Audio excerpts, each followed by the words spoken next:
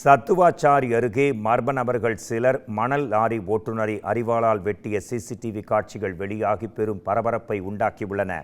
இது தொடர்பாக 3 பேரை போலீசார் கைது செய்தனர். இதுகுறித்து விவரிக்கிறது இந்த செய்தி தொகுப்பு.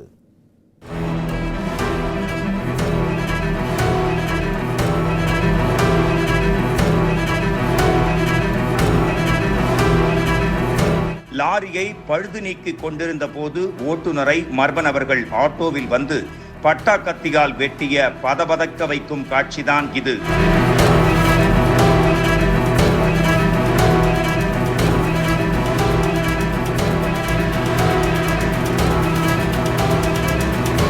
வேலூரை அடுத்த அலமேலு மங்காபுரம் கொல்லைமேடு பகுதியைச் சேர்ந்தவர் மணல் லாரி ஓட்டுநர் கண்ணாட்சி என்கிற முத்துகிருஷ்ணன்.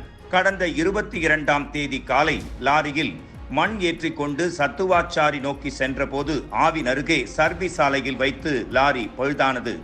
இதையடுத்து முத்துகிருஷ்ணனும் கிளீனரும் லாரியின் பழுதை சரி செய்து கொண்டிருந்த போது அங்கு ஆட்டோவில் வந்த 5 பேர் கொண்ட மர்ம கும்பல் பட்டா கத்தியால் வெட்டிவிட்டு தப்பிச் சென்றது.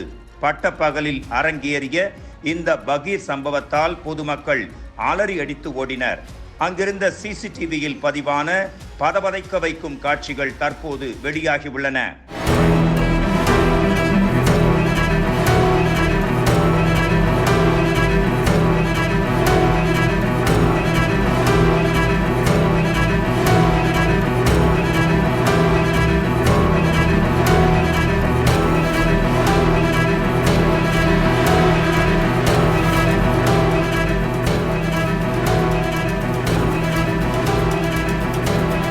இந்த தாக்குதலில் கைவிரல்கள் துண்டாகி உடலில் பல இடங்களிலும் காயம்பட்ட முத்துகிருஷ்ணன் அடுக்கம்பாறை அரசு மருத்துவமனையில் சிகிச்சைக்கு அனுமதிக்கப்பட்டார்.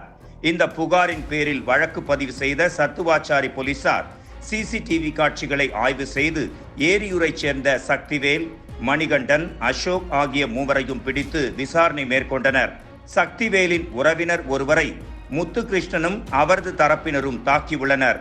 இதற்கு பழிவாங்கவே சக்திவேல் தரப்பினர் முத்துகிருஷ்ணன் மீது தாக்குதல் நடத்தியது விசாரணையில் தெரிய வந்தது.